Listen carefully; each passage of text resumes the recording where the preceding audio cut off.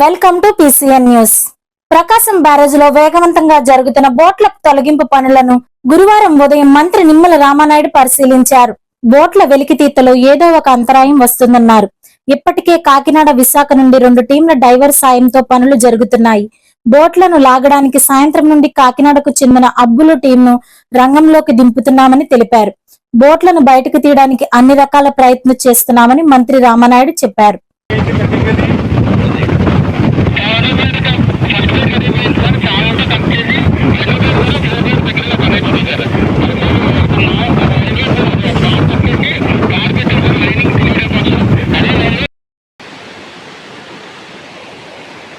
దీన్ని హ్యాంగ్ చేద్దాం సార్, పైకి లేదు హ్యాంగ్ చేసి పైకి లేపుదాం సార్. ఎలా లేస్తుంది?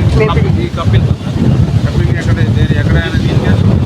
బ్యారేజీని వరద సమయంలో ఢీకొన్నటువంటి ఏదైతే బోట్స్ ఏవైతే ఉన్నాయో వాటిని వెలికి తీసేటువంటి కార్యక్రమానికి ఏదో ఒక అంతరాయం కలుగుతున్నటువంటి పరిస్థితి. ఎందుకంటే అది ఏదైతే ఆ బోట్ అనేది ఒక్కొక్కటి 40 టన్నుల సుమారు వెయిట్ ఉందనే ఉద్దేశంతో దానికి సరిపడేటువంటి విధంగా భారీ యంత్రాలు 50 టన్నులు పైపడి తీసుకుని వచ్చినప్పటికి కూడా అవి ఒకదానికోటి లెంకిపడి ఉండడంతో ఒకదాన్ని మూవ్ చేయాలనంటే మూడింటిని మూవ్ చేయాలి అంటే దగ్గర 100-120 టన్నుల కెపాసిటీ పెరిగిపోవడంతో మరి ఏదైతే నిన్న విశాఖపట్నం నుంచి కాకినాడ నుంచి కూడా డైవర్స్ని తీసుకుని వచ్చి మరి దాన్ని కటింగ్ చేస్తూ బోట్ని కూడా 2గా కట్ చేసి తద్వారా ఈజీగా కొంచెం వెలికి తీయించనే ఆలోచనతో పనులు ప్రారంభించడం జరిగింది.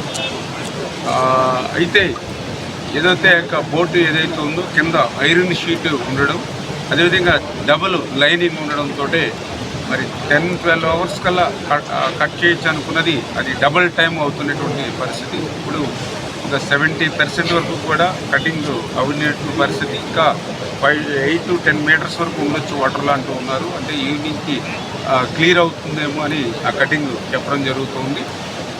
అది పూర్తవుతే అది 2 బోట్లు 2 ముక్కల కింద చేసినట్లయితే దాన్ని మనం లిఫ్ట్ చేయడానికి ఆ లంకెలు ఏవైతే ఉన్నాయో ఒకదాని నుంచి తొలగించడానికి అవకాశం జరుగుతుంది. మనం ఎంత ప్రయత్నం చేస్తున్నప్పటికీ కూడా అది సింగిల్ బోట్ అయితే ఈజీగా దాన్ని కిందకి పంపించేయచ్చు. కాకపోతే అది ఒకదానికోటి లంకిపడి ఉండడం, అది కూడా ఏదైతే ఒకదాని మీద ఎక్కి ఒకదాని మీద ఉండడం, ఏదైతే ఐరన్ కూడా బలంగా దానికి డబల్ లైన్స్ ఉండడం, కింద ప్లేట్స్ ఉండడం, కటింగ్ అన్నీ కూడా లేట్ అవుతుంది. పనిని మాత్రం ఆపకుండా 2 అవర్స్ పోతే వాళ్ళు ఖచ్చితంగా మళ్ళీ 2 అవర్స్ మళ్ళీ వాళ్ళకి ప్రోటోకాల్ రెస్ట్ అవ్వాలి. ఎందుకంటే అంత డెప్త్లో వాటర్ లెవెల్లో వాళ్ళు పనిచేస్తున్నప్పుడు వాళ్ళు బ్లడ్లో కానీ బాడీలో కానీ కండిషన్స్ అన్నీ కూడా మళ్ళీ యథాస్థితికి రావాలి. ఇట్లా గ్యాప్ లేకుండా బ్యాచ్ని మార్చుకుంటూ వర్క్ జరుగుతున్నటువంటి పరిస్థితి. సాయంత్రానికి ఒక కొలిక్కి రావచ్చని భావిస్తున్నాం. నర్సాపురంలోని స్వర్ణాంధ్ర ఇంజనీరింగ్ విద్యా సంస్థలకు జాతీయ స్థాయిలో ప్రతిష్టాత్మక MBA టైర్ వైర్ గుర్తింపు లభించింది. కళాశాలలో విద్యా క్రిస్మస్ మౌలిక వసతులు, ఉపాధి సిలబస్ డిజైన్ తదితర అంశాలను పరిగణలోకి తీసుకుని నేషనల్ బోర్డ్ ఆఫ్ అక్రిడేషన్ 5 బ్రాంచ్లకు ఒకేసారి గుర్తింపునిచ్చినట్లు కళాశాల చైర్మన్ K. సత్యనారాయణ, కోశాధికారి త్రినాథ్, ప్రిన్సిపల్ గోపిచంద్లు చెప్పారు. కళాశాలలో ఏర్పాటు చేసిన మీడియా సమావేశంలో వారు మాట్లాడుతూ జిల్లాలో ప్రస్తుతం 3 కాలేజీలకు మాత్రమే ఈ తరహా గుర్తింపు ఉందని, రానున్న రోజుల్లో డ్రీమ్స్ యూనివర్సిటీగా మారేందుకు ఈ గుర్తింపు తమ కాలేజీకి ఎంతగానో దోహదపడుతుందన్నారు. ప్రస్తుతం తమ కళాశాలకు నెక్ అటానమస్ గుర్తింపులు ఉన్నాయన్నారు. 2001లో 180 మంది విద్యార్థులతో మొదలైన తమ కళాశాలలో ప్రస్తుతం అన్ని విభాగాలలో 7,500 మంది విద్యార్థులు చదువుతున్నట్లు చెప్పారు. 180 నుంచి 1800కి ఇది ఇంక్రీజ్ అయింది. అలాగే ఈ బ్రాంచెస్ కూడా ఇది ఫోర్త్ టైం మేము NBA వెళ్ళడం జరిగింది. ఇది టైర్ 1 వెళ్ళిన 5 బ్రాంచెస్లో కూడా సంపూర్ణంగా మన అక్రిడేషన్ వచ్చింది.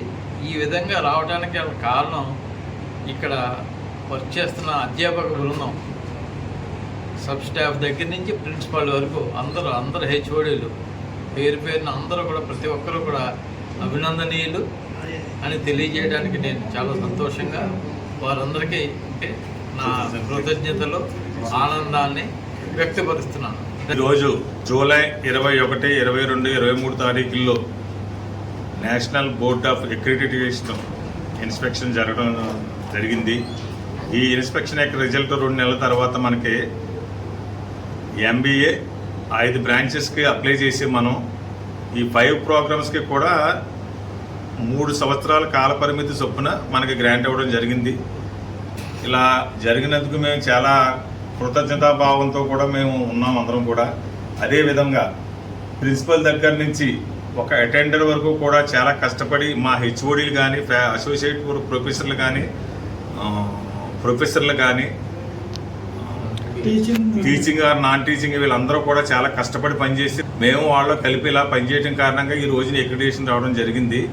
దీనికి కోఆర్డినేటర్స్గా స్వామినాథన్ గారు, ప్రధానంగా మన వైస్ ప్రిన్సిపల్ గారు గోపీచంద్ గారు, అలాగే సురేష్ కుమార్ గారు, మాకు మా ముగ్గురికి చైర్మన్ గారు కేవీ సత్యనారాయణ గారు, అడ్డాల శ్రీహరి గారు, అలాగే ట్రెజరర్గా నేను, అలాగే టీవీబీ ప్రసాద్ గారి సహకారం కానీ, అలాగే పీవీఆర్ గారి సహకారం కానీ అన్ని కోణాలను తీసుకుంటూ కష్టపడి ఈ యొక్క అచీవ్మెంట్ని సాధించడం జరిగింది. అందరికీ కూడా మా కాలేజీలో ఉన్న స్టాఫ్కి అందరికీ మేనేజ్మెంట్ అందరికీ కూడా కృతజ్ఞతలు తెలియజేసుకుంటూ సెలవు తీసుకున్నాను. Swarnandhra college of engineering technology Narsapuram మాకు ఈ విద్యా సంవత్సరం నేషనల్ బోర్డ్ ఆఫ్ అక్రిడిటేషన్ నుండి టైర్ 1లో 3 సంవత్సరాల గుర్తింపు లభించింది. 5 ప్రోగ్రామ్స్కి గుర్తింపు లభించింది. 5 డిపార్ట్మెంట్స్ ఏంటంటే mechanical engineering, computer science engineering, EEE, electrical and electronics engineering, electronics and communication engineering and information technology. ఈ 5 ప్రోగ్రామ్స్కి కూడా మాకు NBA అక్రిడిటేషన్ టైర్ 1 కింద లభించింది. ఇది మేము 5 వాటికి అప్లై చేసినప్పుడు 5టికి కూడా మాకు NBA కమిటీ జూన్లో విజిట్ చేసి అక్రిడిటేషన్ లభించడం ఇది పెద్ద మంచి అవకాశం, ప్లస్ కాలేజీకి చాలా గర్వకారణం. ఈ విధమైన గుర్తింపు లభించిన కాలేజీలు చాలా తక్కువ ఉన్నాయి. మన వెస్ట్ గోదావరి డిస్ట్రిక్ట్లో చాలా కొన్ని కాలేజీలు మాత్రమే ఈ విధమైన గుర్తింపు టైర్ 1 కింద లభించింది. ఈ టైర్ 1 అన్నది వాషింగ్టన్ అకార్డుతో కూడా, వాషింగ్టన్ అకార్డు అనేది వరల్డ్ వైడ్ అక్రిడిటేషన్ గుర్తింపుకి ఈక్వల్. సో మన స్వర్ణాంధ్ర కాలేజీలో చదివిన విద్యార్థులకి ఈ అక్రిడిటేషన్ వల్ల చాలా వాళ్ళ MS చేయడానికి కానీ, వాళ్ళ ప్లేస్మెంట్స్లో కానీ, వాళ్ళ క్వాలిటీ ఆఫ్ ఎడ్యుకేషన్లో కానీ ఈ గుర్తింపు చాలా ఉపయోగపడుతుంది. సో ఈ గుర్తింపు రావడానికి విదేశీ విద్యలో కూడా ఈ గుర్తింపు ఉన్న వాళ్ళకి ముందు ప్రిఫరెన్స్ అవకాశం ఉంటుంది. మంచి యూనివర్సిటీల్లో MS చేయడానికి గుర్తింపు లభిస్తుంది. ఇది రావడానికి సహకరించిన మేనేజ్మెంట్ వారికి మేము కృతజ్ఞతలు తెలుపుతున్నాం. అలాగే ఈ పర్టికులర్ గుర్తింపు లభించిన దానికి విద్యార్థుల సహకారం, HOD సహకారం, అలాగే కోఆర్డినేటర్ స్వామినాథన్ గారి సహకారం, అందరి సహకారం వల్ల, పాత్రికేయులు ఇచ్చిన కోఆపరేషన్ వల్ల మేము ఈ అచీవ్మెంట్ చేయగలిగాం. అలాగే గవర్నమెంట్ సహకారం, యూనివర్సిటీ సహకారం ఇవన్నీ ఉండటం వల్ల మేము ఈ పర్టికులర్ NBA అక్రిడిటేషన్ సాధించగలిగాం. ఇది చాలా మాకు గర్వకారణం. దీనికి సహకరించిన ప్రతి ఒక్కరికి పేరు పేరున తల్లిదండ్రులకు, విద్యార్థులకు, ఫ్యాకల్టీకి, మేనేజ్మెంట్ వారికి, అందరికీ, టీచింగ్ స్టాఫ్కి, నాన్ టీచింగ్ స్టాఫ్కి, సో అటెండెన్స్ మొదలెట్టుకుని ప్రిన్సిపల్, వైస్ ప్రిన్సిపల్ వరకు కూడా ప్రతి ఒక్కరూ ఇందులో భాగస్వామ్యం అయ్యి ఈ గుర్తింపు రావడానికి సహకరించారు. వాళ్ళందరికీ పేరు పేరున మా కృతజ్ఞతలు. అలాగే కాలేజీకి ఈ గుర్తింపు రావడం ఫ్యూచర్లో మరిన్ని అచీవ్మెంట్స్ సాధించడానికి మా అందరికీ ఊతమిచ్చినట్టు అవుతుంది. NRF ర్యాంకింగ్ ఫర్దర్గా యూనివర్సిటీస్ కూడా ఈ గుర్తింపు రావడం చాలా ఉపయోగపడుతుంది. సో అందరికీ అవగాహన కల్పించేందుకు కృతజ్ఞతలు. రాత్రి సమయంలోనూ బోట్ల తొలగింపు పనులను పర్యవేక్షించిన మంత్రి రామానాయుడు ప్రకాశం బ్యారేజ్ గేటు వద్ద కొట్టుకువచ్చిన బోట్ల తొలగింపు పనులను గురువారం రాత్రి మంత్రి నిమ్మల రామానాయుడు పర్యవేక్షించారు. గత 2 రోజులుగా జరుగుతున్న పనులు వేగవంతంగా జరిగేలా ఎప్పటికప్పుడు అధికారులకు, ఏజెన్సీలతో మాట్లాడుతున్నారు. రేపు సాయంత్రానికల్లా పూర్తి చేయాలంటూ ఆదేశాలు ఇచ్చారు. ఈ సందర్భంగా మీడియాతో ఆయన మాట్లాడారు. వచ్చేసి దీన్ని కొడుతుంది గేట్ని.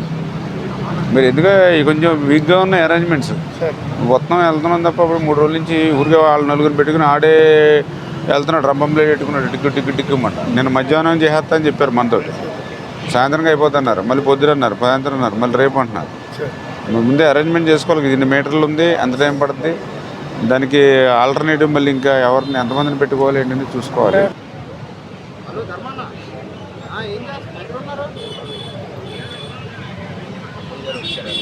మీరు వచ్చారు, మీరు వర్కౌట్ చేస్తున్నారని చెప్పాము. ఇప్పుడు రేపు మార్నింగ్ ఇక్కడ ఉండాలి 100% చూసుకోండి. మేము ఆల్రెడీ సార్ కూడా అడిగారు మధ్యాహ్నం ఎంతవరకు వచ్చిందని. మార్నింగ్ ఇక్కడ ఉండాలి, క్లియర్ చేసుకుని వెళ్ళాలి. మరి ఆ బోట్స్ని వెలికి తీసేటువంటి కార్యక్రమం మీరు కూడా చూస్తూ ఉన్నారు. గత 2 రోజుల క్రితం దాన్ని ప్రారంభించడం జరిగింది. దానికి కూడా ఒక ఎక్స్పీరియన్స్, ఎందుకంటే లాస్ట్ టైం కూడా ఇట్లా ఒక బోటు వచ్చి ఇక్కడ నిలబడిపోయినటువంటి స్థితిలో అప్పుడు బెకమ్ వాళ్ళు దాన్ని తొలగించడం జరిగింది. ఆ ఎక్స్పీరియన్స్ వాళ్ళకు ఉంటుందనే ఉద్దేశంతో వాళ్ళకే ఈ వెలికి తీసేటువంటి కార్యక్రమాన్ని ఇచ్చాం. కాకపోతే ఆ వర్క్ స్టార్ట్ చేస్తే ఏదైతే ఇప్పుడు చెప్తూ ఉన్నారు 40 టన్నుల వెయిట్ ఉంటుందేమో ఆ బోట్ అనుకున్నాం. బట్ ఇప్పుడే ఆ బోట్స్ని తయారు చేసినటువంటి ఎవరైతే మ్యానుఫ్యాక్చరింగ్ చేసిన అతను వస్తే దగ్గర దగ్గర 60-65 టన్నుల దాకా ఉంటుందండి. చాలా స్టాండర్డ్గా లోపల ఒక ఐరన్ ప్లేటు, మళ్ళీ బయట అవుట్ సైడ్ ఒక ఐరన్ ప్లేటు, దీన్ని మళ్ళీ రింగ్స్ కింద ఇట్లా చాలా స్ట్రెంగ్తన్గా, అంటే దగ్గర దగ్గర 200 నుంచి 300 యూనిట్లు శాండ్ ట్రాన్స్పోర్ట్ చేసేటువంటి విధంగా బలంగా తయారు చేసుకున్న బోటు. యాంత్రీకరణగా లిఫ్ట్ చేయడం కష్టం అవుతుందని దాని ఇంకా బోట్స్ని రెండింటిగా కట్ చేయాలనే ఉద్దేశంతో ఏదైతే వైజాగ్ నుంచి అదేవిధంగా కాకినాడ నుంచి కూడా మరి ఆ డైవర్స్ని కూడా తీసుకొచ్చి వాళ్ళు కూడా పనులు ప్రారంభించారు. పాపం వాళ్ళు కూడా చాలా కష్టపడుతూ ఉన్నారు, ఎందుకంటే అక్కడ కూడా టీమ్స్ పెంచుకొని, ఎందుకంటే వాటర్ లోపల 2 అవర్స్ వెళ్ళి వర్క్ చేస్తే మళ్ళీ ఇంకో 2 అవర్స్ ప్రోటోకాల్గా వాళ్ళకి మళ్ళీ టైం ఇవ్వాల్సిన అవసరం ఉంది. ఆ టైం వేస్ట్ అవ్వకుండా మళ్ళీ నెక్స్ట్ బ్యాచ్ దిగి కట్ చేస్తూ ఉన్నారు. ఈ నైట్కి చాలా వరకు కంప్లీట్ అవ్వచ్చు. ఏమైనా బ్యాలెన్స్ ఉంటే మార్నింగ్ మాత్రం కట్ చేయడం అనేది పూర్తవుతుంది అనేది వాళ్ళు మనకు చెప్తున్నటువంటి ఇన్ఫర్మేషన్. కూడా చూస్తున్నారు, పగలు రాత్రి కూడా పనిచేస్తున్నారు. ఏదేమైనా రేపటికి కనీసం ఒక బోట్నైనా మనం క్లియర్ చేయగలిగితే ఆటోమేటిక్గా 2nd, 3rd, 4th అనేది క్లియర్ అవుతుంది. ఎస్సీ వర్గీకరణకు వ్యతిరేకంగా నర్సాపురం పట్టణంలోని అంబేద్కర్ కు నివాళులర్పించి అంబేద్కర్ సెంటర్ వద్ద నిరసన తెలిపారు. అక్కడి నుండి సబ్ కలెక్టర్ కార్యాలయానికి చేరుకుని ఆర్డీఓకు వినతి పత్రం అందజేశారు. ఈ సందర్భంగా మాలల న్యాయ పోరాట సమితి నియోజకవర్గ అధ్యక్షులు సోడదాసి శ్రీధర్ మాట్లాడుతూ, మాల మహానాడు జేఏసీ పిలుపు మేరకు అన్ని నియోజకవర్గాల్లో కూడా ఈ యొక్క నిరసనలు తెలియజేస్తున్నామని ఆయన అన్నారు. ఎస్సీ వర్గీకరణకు అనుకూలంగా సుప్రీంకోర్టు తీర్పు రాజ్యాంగ విరుద్ధమన్నారు. ఎస్సీ వర్గీకరణ విషయంలో రాష్ట్ర ప్రభుత్వాలు రాజకీయాలు మానుకోవాలని హెచ్చరించారు. సుప్రీంకోర్టు తీర్పునకు ఎస్సీలకు వ్యతిరేకంగా ఉందన్నారు. ఎస్సీలంతా ఐక్యంగా పోరాడాలన్నారు. ఈ కార్యక్రమంలో మాల మహానాడు నాయకులు, ఎస్సీ నాయకులు తదితరులు పాల్గొన్నారు.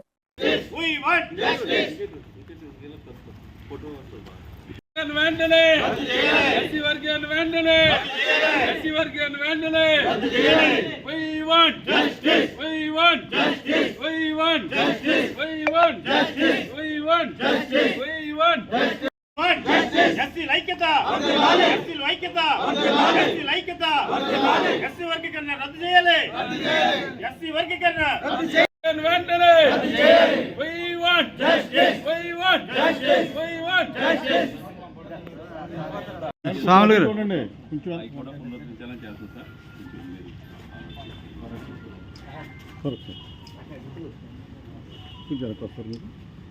కొంచెం వెనకొచ్చాము సార్.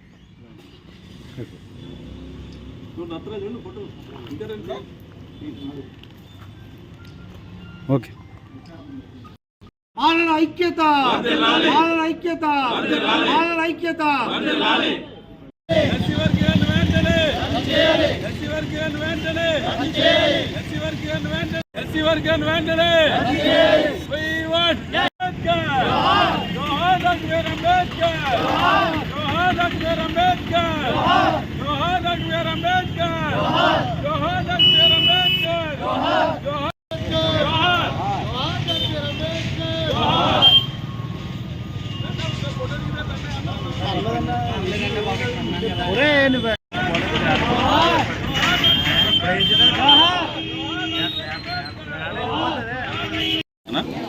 ఎస్సీ వర్గీకరణని సుప్రీంకోర్టు ఇచ్చినటువంటి తీర్పుని వెంటనే పునఃపరిశీలించాలని మేము మాల సమాఖ్య తరపున, న్యాయ పోరాట సమితి తరపున నర్సాపూర్ నియోజకవర్గ అధ్యక్షుడు సోదరు శ్రీధర్గా మేము డిమాండ్ చేస్తున్నాం. ఎందుకంటే ఎస్సీ రాజ్యాంగం ప్రకారం 341 ప్రకారం ఎస్సీ ఉపకులాల్లో కానీ వాటికి సంబంధించిన ఏది చేర్పులు మార్పులు చేయాలంటే పార్లమెంటు ప్రకారంగా చేయాలి. ఈ సుప్రీంకోర్టుకి ఏ విధమైనటువంటి అధికారం అనేటువంటి లేదు. ఇంతకుముందు సుప్రీంకోర్టు ఇదే 5 జడ్జిలు కొట్టవేసినటువంటి తీర్పుని ఇప్పుడు 7 ధర్మాసనం 6-1 తోటి మళ్ళీ దీన్ని తీసుకురావడం జరిగింది. ఇప్పుడు ఏ రాజ్యాంగంలో ఏ విధమైనటువంటి రాజ్యాంగం మార్పులు కానీ, సవరణ కానీ, చట్టాల్లో కానీ ఏ విధమైన మార్పు జరగలేదు. మార్పు జరగనప్పటికీ కూడా ఈ విధమైన కుట్రపూరిత కోణంతో ఫిబ్రవరిలోనే దీన్ని తీర్పును రిజర్వ్ చేసి ఈ ఆగస్టులో 1వ తారీఖున దీన్ని బయటపెట్టి దీన్ని ఎందుకంటే క్రిమిలేయర్ అనేటువంటి రహస్య ఎజెండాతో తీసుకొచ్చి రిజర్వేషన్లే మొత్తం ప్రక్రియనే పూర్తిగా రూపుమాపాలనే ఉద్దేశంతో కేంద్ర ప్రభుత్వం తీసుకొస్తుంది కాబట్టి రాష్ట్రాలకు ఏ విధమైనటువంటి అధికారం లేదు కాబట్టి రాష్ట్రాలకు అసలు ఇచ్చే ప్రసక్తే లేదు. దీన్ని ఖచ్చితంగా పునఃపరిశీలించాలని మేము డిమాండ్ చేస్తున్నాం. ప్రకాశం బ్యారేజీ దగ్గర బోట్ల తొలగింపు పనులను మంత్రి నిమ్మల రామానాయుడు శుక్రవారం పరిశీలించారు. కాకినాడ నుండి వచ్చిన అబ్బులతో మాట్లాడి వివరాలు తెలుసుకున్నారు. ఇప్పటికే బోట్ల కటింగ్ పనులు 80% పూర్తయ్యాయి. మునిగిన బోట్లను లాగేందుకు ఒకదానికి మరొకటి లింక్ వేసి లాగేందుకు మరో 4 బోట్లను ఉపయోగిస్తున్నారు. ఇప్పటికే బోట్ల యజమానులను పోలీసులు అదుపులోకి తీసుకుని విచారిస్తున్నారని మంత్రి రామానాయుడు తెలిపారు. ఈ కేసులో దోషులు ఎవరెవరున్నారో త్వరలోనే అన్ని నిజాలు బయటకొస్తాయన్నారు. అదేంటంటే మళ్ళీ కింద డివైడ్ అయిపోద్ది అనేసి కింద ఎందుకు అట్లా మరి అరగంటకు మాట చెప్తున్నాడు ఏంటి ప్రాబ్లం? అది ఏంటి అన్నాను మనకు అర్థం కావాలి కదా ఎందుకు అట్లా.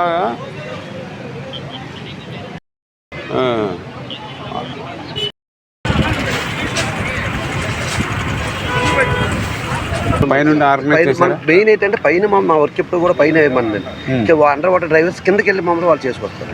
డ్రైవర్స్ మనం ఉన్నారు కదండి మన సూర్యప్రకాష్ గారు సీ లైన్స్ వాళ్ళు అప్పుడు చేస్తుంది. మీరేం చేస్తుంటారు మామూలు రెగ్యులర్ గా నేను ఆల్రెడీ మా షిప్ బిల్డింగ్ సార్ కంప్లీట్ గా మమ్మల్ని షిప్ లాగడం ఇప్పుడునండి. నేను ఆల్రెడీ ఇప్పుడు మనకి డాక్యార్డ్ లో చేస్తున్నాను సార్ వైజాగ్. నెక్స్ట్ అమౌంట్ ఇప్పుడు అశుతాపురం ఉంది కదండి మన నేవీలు మామూలుగా దాంట్లో ఆల్రెడీ వర్క్ చేస్తున్నాం సార్. ఎల్ఎన్టీ వాళ్ళు మామూలుగా పైకి లాగుతున్నాం సార్. యాక్చువల్లీ ఢీకొని కౌంటర్ వెయిట్స్ సైతం ఏదైతే బ్రేక్ అయినాయో అది యుద్ధ ప్రాతిపదికన 15-20 రోజులు పట్టేటువంటి సమయాన్ని 5 రోజుల్లోనే మన ఇంజనీరింగ్ అధికారులు కన్నమనాయుడు గారు కలిసి ఆ 3 కౌంటర్ వెయిట్స్ని కూడా సక్సెస్ఫుల్గా బిగించడం జరిగింది.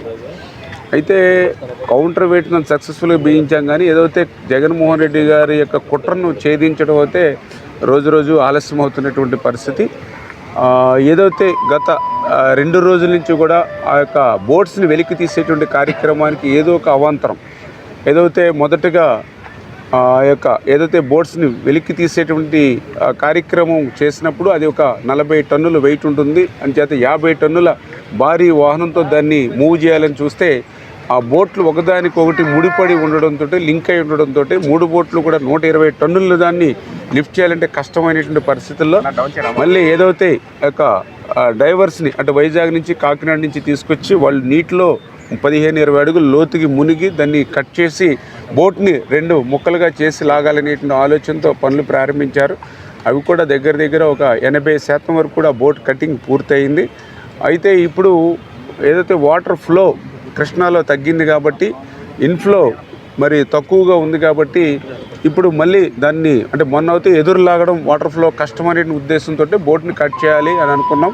ఎయిర్ బెలూన్స్ కూడా వాడాలనుకున్నాం కానీ ఈ వాటర్ లెవెల్ ఎయిర్ బెలూన్స్కి సరిపోకపోవడంతో దాన్ని విరమించుకుని ఆ కటింగ్కి వెళ్ళాం. అయితే ఇప్పుడు ఏదైతే వాటర్ ఫ్లో తగ్గింది కాబట్టి ఇప్పుడే అబ్బులు గారు ఆయన కూడా గతంలో కచ్చలూరులో మన గోదావరిలో బోట్ మునిగిపోయినప్పుడు 2 నెలలు ఎవరికి సాధ్యం కాకపోతే ఆయన వెలికి తీసిన పరిస్థితి తెలుసు. ఆయన కూడా నిన్నంతా కూడా ఏదైతే మెటీరియల్ ఇవన్నీ కూడా నిన్న షిఫ్ట్ చేసుకున్నారు. ఈరోజు వచ్చి ఆయన కూడా పనులు మొదలుపెట్టారు.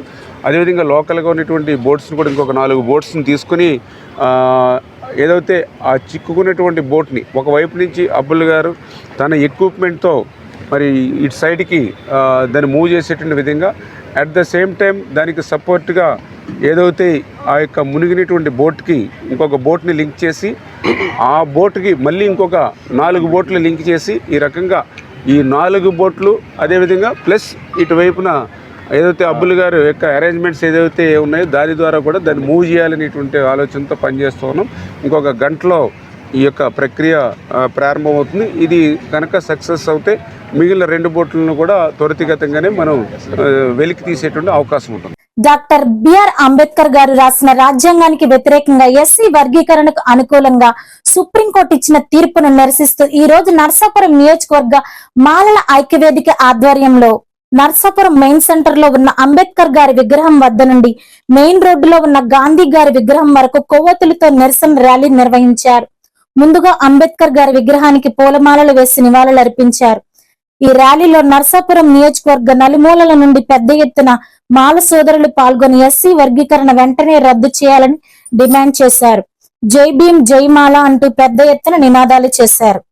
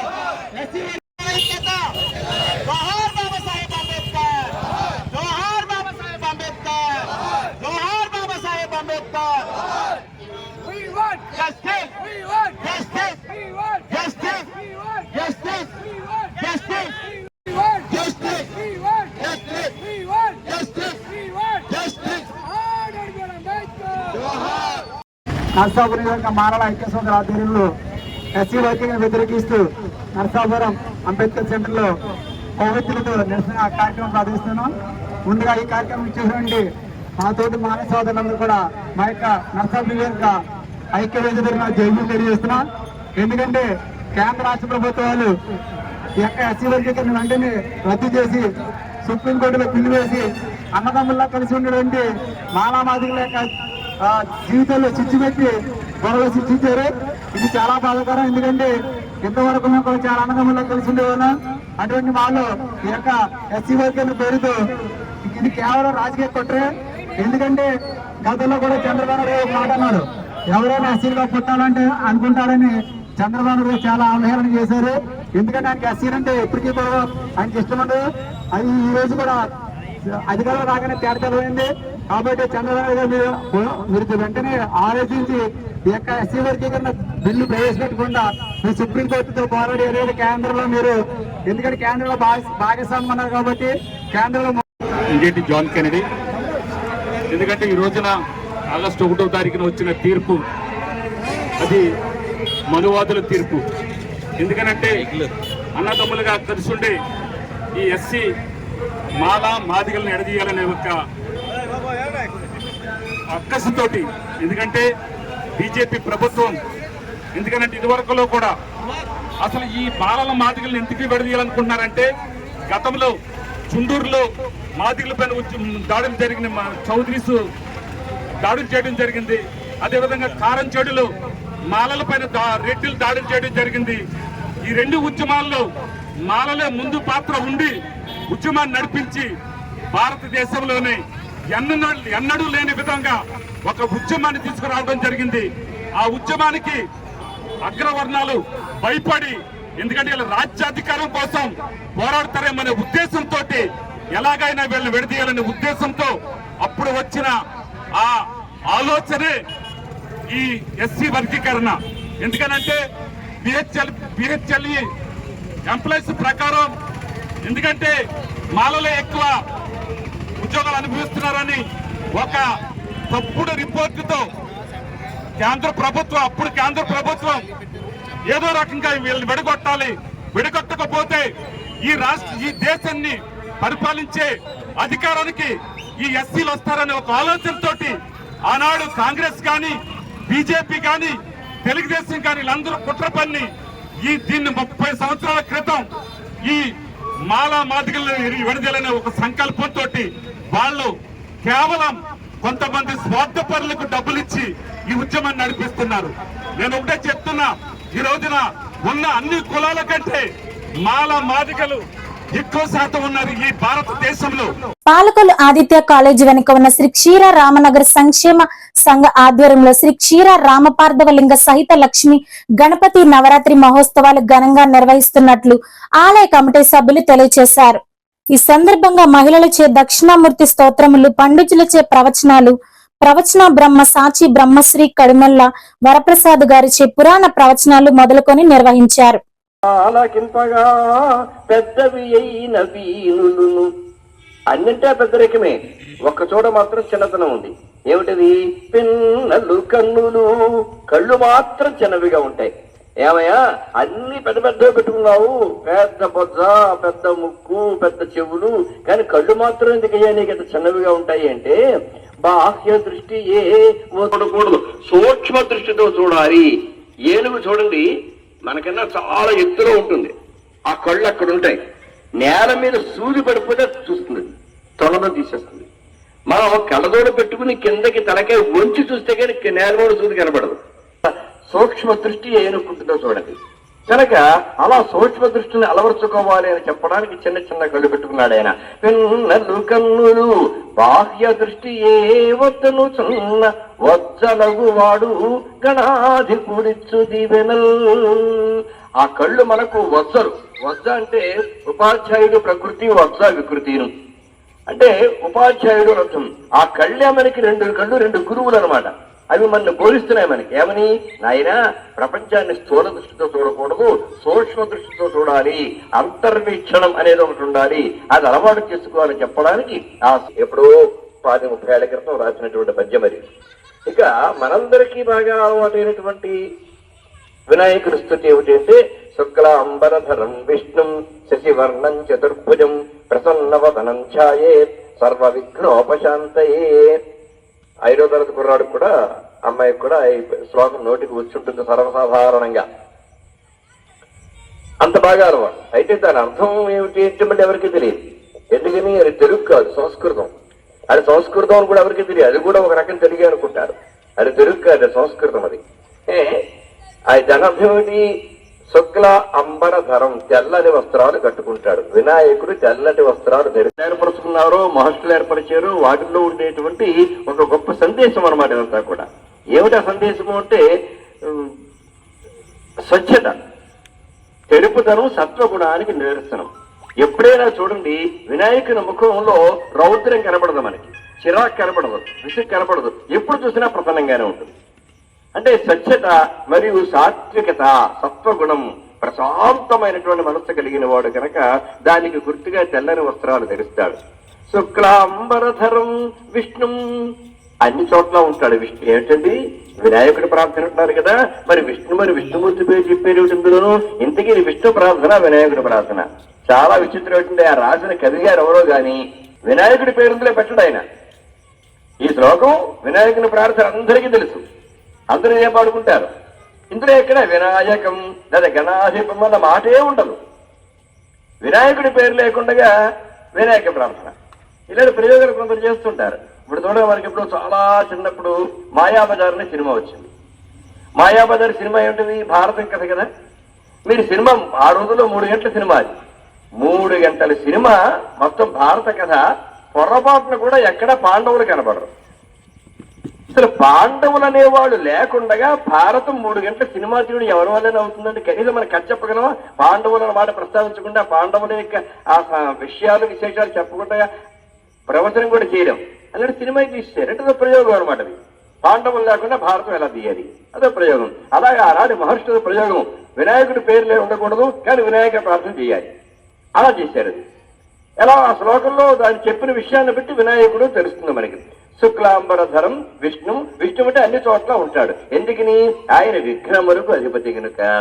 విఘ్నములు ఓ చోటే ఉండవుగా, ఎక్కడ పడితే ఎక్కడ ఎవరు ఏ పని మొదలు పెట్టినా ఏదో ఆటంకం రాకుండా ఉండదు. మరి కొంతమంది ప్రారంభిస్తారు, సగంలో విఘ్నం వస్తుంది, ఆపేస్తారట పనులు.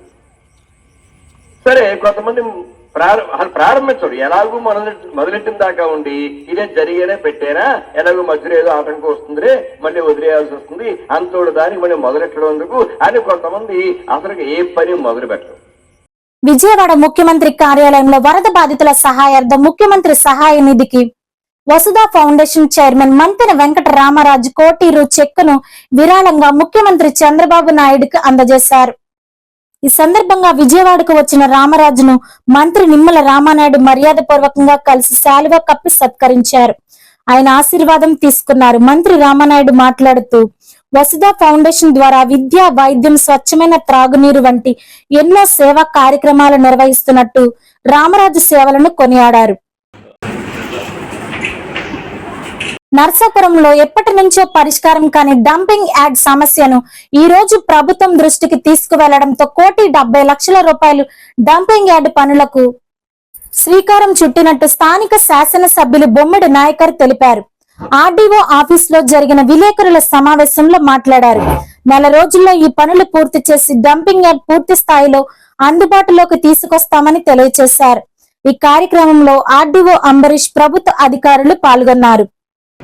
అలాగనే మున్సిపల్ సీఎం గారికి మరియు సీఎం గారికి అలాగనే డిఎంఏ గారికి దీని మీద అందరూ కృషి చేసి ఈ ఫండ్ నర్సాపురం మున్సిపాలిటీకి ₹1,74,00,000 పంపించారు. ఈరోజు ఈ పరిష్కారం క్లియర్ అవుతుంది కాబట్టి అందరికీ నర్సాపురం మున్సిపాలిటీ నుండి పేరు వంతున వాటి కళ్ళకు ధన్యవాదాలు తెలుపుతున్నాను. చేసిన విలేకరులకి అలాగే గౌరవ శాసనసభ్యులు గారికి, మున్సిపల్ కమిషనర్ గారికి అందరికీ నమస్కారం అండి.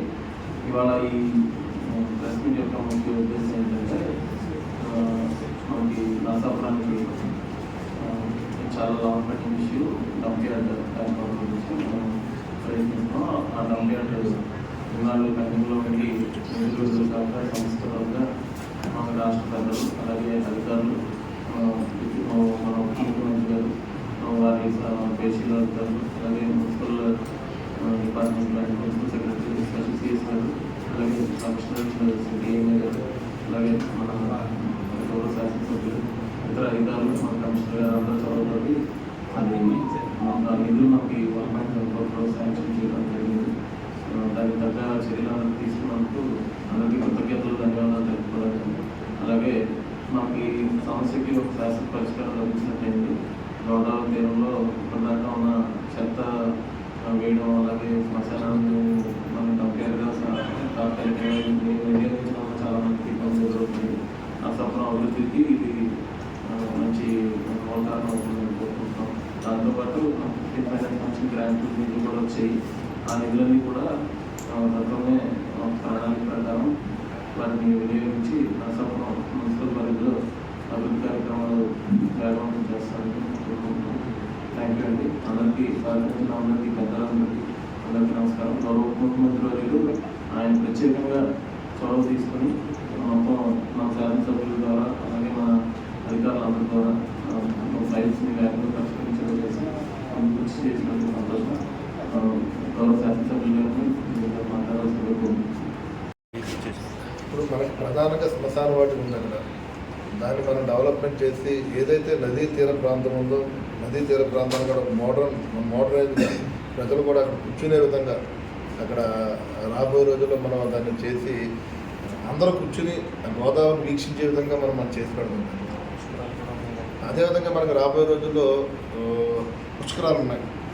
పుష్కరాల్లో కూడా దాన్ని మనం బాగా అభివృద్ధి చేద్దాం చేసుకోవచ్చు మనందరం. అందరికీ నమస్కారం అండి. ప్రత్యేక మీడియా సోదరులకి చేసినటువంటి ఆర్టీఓ గారు, మున్సిపల్ కమిషనర్ గారు,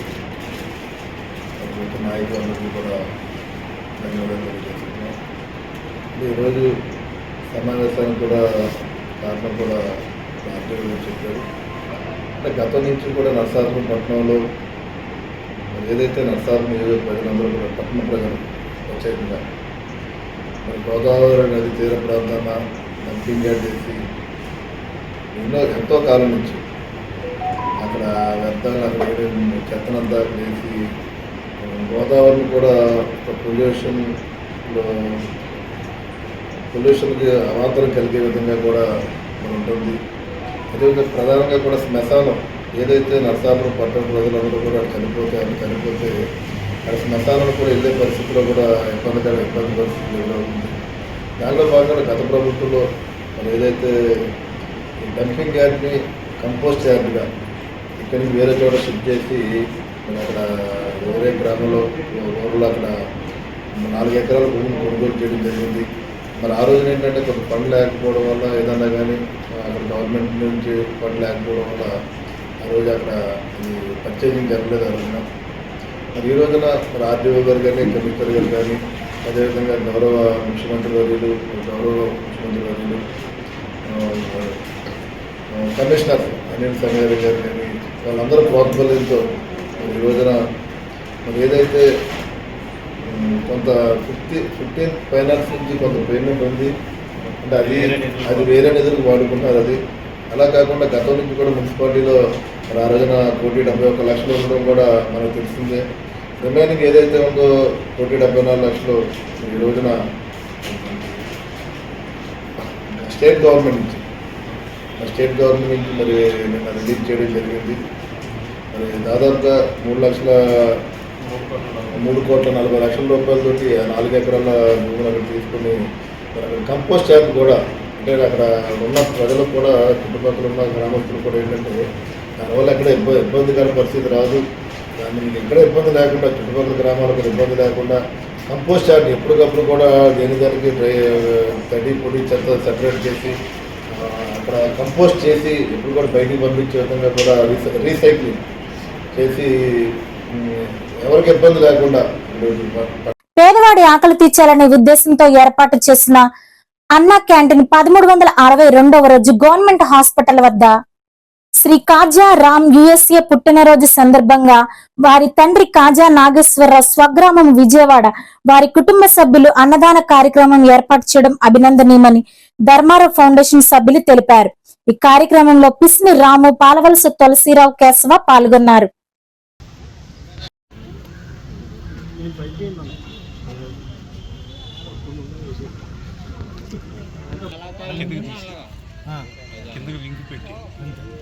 Happy birthday to you, happy birthday to you, happy birthday to you Ram Garu, happy birthday to you, many happy returns of day Ram Garu.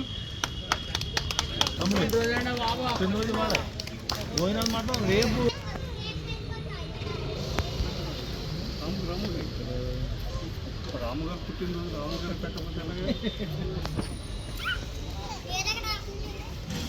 ఆకలి తీర్చాలనేటువంటి సంకల్పంతో గత 1362 రోజుల నుంచి నిర్విఘ్నంగా నిర్వహిస్తున్నటువంటి మన జనవరుల శాఖ మాత్యులు డాక్టర్ నిమ్మల రమానాయుడు గారు అన్నా క్యాంటీన్తో పాటు ప్రభుత్వ ఆసుపత్రి దగ్గర ఉన్నటువంటి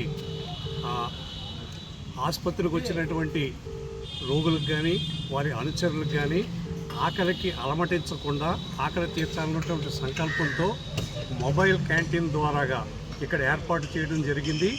ఈ రోజున అది 1362వ రోజుకి చేరడం జరిగింది. ఇది నిర్విఘ్నంగా సాగడానికి మన జలవనరుల శాఖ మాత్యుల సంకల్పానికి సహకారం అందిస్తున్నటువంటి దాతల సంపూర్ణ సహాయ సహకారాలే ఇది నిర్విఘ్నంగా సాగుతుంది. ఈ రోజున మన దాత ఎవరంటే కాజా రామ్ గారి పుట్టినరోజు సందర్భంగా వారి తండ్రి కాజా నాగేశ్వరరావు గారు, రామ్ గారు ఏమో పిఎస్ఎల్లో ఉంటారు, నాగేశ్వరరావు స్వగ్రామం విజయవాడ. ఆ రామ్ గారి పుట్టినరోజు సందర్భంగా తండ్రి గారు ఏర్పాటు చేసినటువంటి ఈ కార్యక్రమానికి మనమందరం కూడా రామ్ గారు నిండు నూరేళ్లు అష్టైశ్వర్యాలతోటి ఇటువంటి పేదల ఆకలి తీర్చే శక్తి సామర్థ్యాలు ఆ భగవంతుడు కల్పించాలని ఆ కుటుంబానికి మనసావాచ కోరుకుంటూ ఈ కార్యక్రమాన్ని ప్రారంభించవలసిందిగా మా నాయకులు కోరుతున్నాం.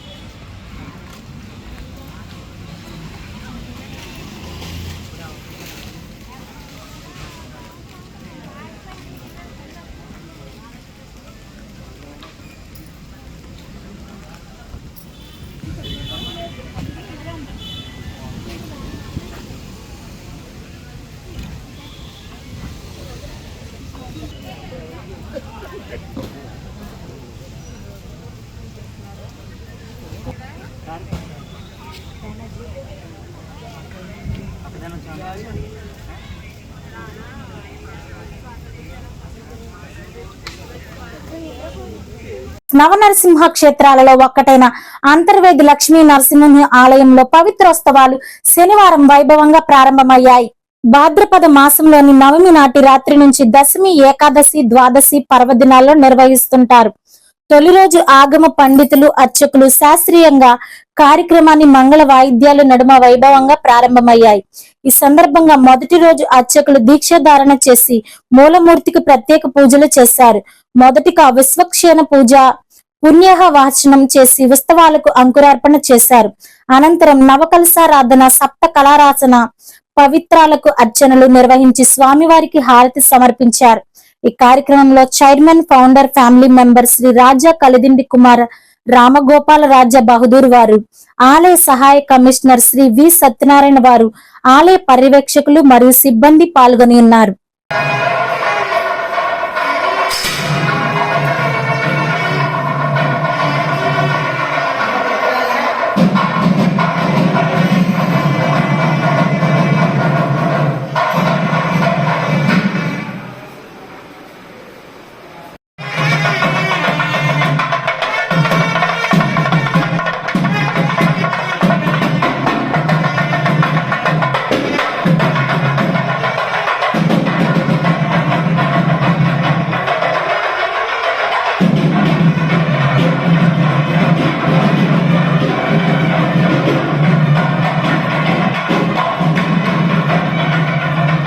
నర్సాపురం మండలం సీతారాంపురం ఇంజనీరింగ్ కళాశాలలోని సిఎస్సి గ్రూప్ ఆధ్వర్యంలోని విద్యార్థినుల ప్రతిభకు కళాశాల chairman K Satyanarayana, vice principal Srihari, Trinath Prasad చేతుల మీదుగా విద్యార్థులకు బహుమతులు అందించారు. ఈ సందర్భంగా చైర్మన్ మాట్లాడుతూ విద్యార్థులు ఉన్నతమైన చదువులు చదువుకుని అభివృద్ధి చెందాలన్నారు. రానున్న కాలానికి రోబో పరికరాలు ఉపయోగంలోకి రానున్నాయన్నారు. ఇవి తయారు చేయాలంటే ఇంజనీరింగ్ చదువు ఎంతగానో ఉపయోగపడుతుందని అన్నారు. ఈ కార్యక్రమంలో కళాశాల chairman K Satyanarayana, board members Trinath, Srihari Prasad, vice principal, హెచ్ఓడీలు, లెక్చరర్, సిబ్బంది, విద్యార్థినులు పాల్గొన్నారు.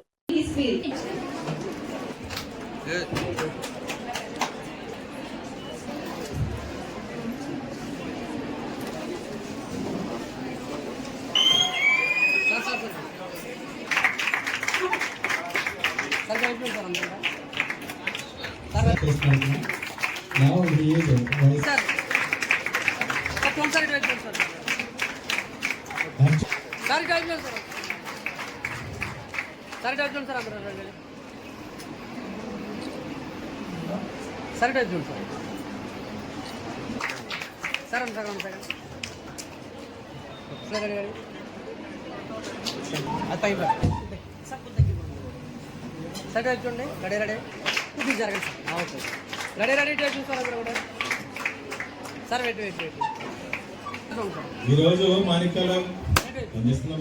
మాణిక్యాలరావు గారు one second CGPA from MLB third year. A2 CGPA from CSCDS third year. Sir, sir.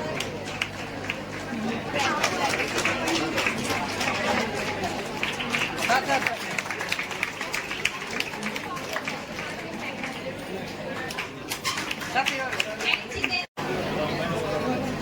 సన్మానిస్తున్నాం. ఒక ఆంజనేయుడికి ఒక ఇంటర్నేషనల్ అవుతూ ఒక కుక్కు మిషన్ మేడ్ కుక్కు వచ్చేసి AML artificial intelligence machine learning. నా ముందు మాట్లాడిన శ్రీపతి గారు అమెరికాలో వంట మనుషులు రోబోలు ఒక పేపర్ రాయాలంటే మీ ఆలోచనకి క్వశ్చన్ మీరు పంపిస్తే ఆన్సర్ వచ్చేసే రోజులు ఇవి. ప్రతి మనిషికి ఒక రోబో అవసరం రాబోతోంది. ఎందుకంటే మనిషి చాలా విలువైన వాడు. ఆ మనిషికి సమానమైన ప్రాణి ఇంకొకటి లేదు ఈ విశ్వంలో. అలాంటి ప్రాణి ఎక్కువ పనులు చేయాలి, అలాంటి మనిషి ఎక్కువ పనులు చేయాలంటే మనం 4 చేతులు, 8 చేతులు, 16 చేతులు ఇవే మనకు రోబోట్ రూపంలో రాబోతుంది. నిన్న మొన్న మీరు ఆంధ్రజ్యోతి చూస్తే 6G టెక్నాలజీ మీద చాలా వివరమైన విషయాలు ఉన్నాయి. 2030 నాటికి 6G టెక్నాలజీ వస్తుంది. డ్రైవర్లెస్ కార్, వంట మనిషి లేని కుకింగ్. మీ మాస్టర్ హెచ్ఓడి గారు పిల్లలకి అంటే స్టూడెంట్స్కి తాను ఒక స్టూడెంట్గా నిరంతరం భావించుకుంటూ తాను నేర్చుకున్నది తన పిల్లలైన మీకు ఏదో ఒక కొత్త వస్తువుని, కొత్త పని విధానాన్ని పరిచయం చేయాలని, అది వుడ్ అవ్వచ్చు, ఎలక్ట్రానిక్స్ అవ్వచ్చు, హార్డ్వేర్ అవ్వచ్చు, ఏదో ఒక విషయాన్ని తెలుసుకుని దాన్ని తయారు చేసి మళ్ళీ డెమాన్స్ట్రేషన్కి మీకు ఇస్తూ ఉంటాడు. మా అందరికీ కూడా ఈరోజు టెక్నికల్ ఫెస్ట్ జరుపుకుంటున్నారు. టెక్నాలజీ డెవలప్ అవ్వాలి, దానితో పాటు ఎథిక్స్, వాల్యూస్ కూడా ఉండాలి అని అన్నారు. నిజాయితీగా ఉండండి, రిలేషన్స్ డెవలప్ చేసుకోండి. సెల్ ఫోన్ వచ్చిన తర్వాత సెల్ ఫోన్ నేను తప్పి ప్రపంచంలో నాకు ఎవరో లేరనే పరిస్థితులు ఏర్పడ్డాయి. ఇప్పుడు నేను నా సెల్ ఫోన్ ఉంటే ఈ ప్రపంచంలో ఎలాగైనా బ్రతికేస్తాను నేను. అది కాదు, వ్యవస్థలు మారాలి. సెల్ ఫోన్ ఆధారంగా తీసిన అమ్మ పిచ్చినా మనకి వినపడదు, నాన్న పిచ్చినా మనకి వినపడదు, ఒకవేళ ఏదైనా బజారీలు తీసినా మనకి వినపడదు. వాట్సాప్ అలాగా అంత లీనమైపోతాం మనం. ఇలాగా రిలేషన్స్ ఏ కాదు, మనుషులకి రిలేషన్స్ ఉండాలి. టెక్నాలజీని కౌగిలించుకుంటే మనకేమేమి కలిగే ఆనందం ఉండదు. టెక్నాలజీని ఉపయోగించుకుని నువ్వు డెవలప్ అవ్వు అంతే తప్ప. కానీ టెక్నాలజీతో జీవితం గడపాలనుకో రోబో సినిమాలో ఉంటుంది చివరికి. పూర్వం ఇంజనీరింగ్ అంటే సివిల్ ఇంజనీరింగ్ అని, మెకానికల్ ఇంజనీరింగ్ అని అలా ఉండేవి పూర్వతరం. Next IT, next CSC. Future ఎవరిది? ఏఎంఎల్. ఎందుకంటే మీరు తలుచుకుంటే నన్ను సన్నగా చూపించగలరు. సన్నగా ఉన్నవాడిని మా బావగారిని లావుగా చూపించగలరు. ఏదైనా మీ చేతిలోనే ఉంది, అవునా? ఫ్యూచర్ అంతా మీదే, ఏమి రెస్పాన్స్ లేదు. ఫ్యూచర్ ఎవరిది? వరల్డ్. ప్రైమ్ మినిస్టర్ గారు ఏ సబ్జెక్ట్ గురించి మాట్లాడుతున్నారు ఈ రోజుల్లో? ఈ వార్తలు ఇంతటితో సమాప్తం. నమస్కారం.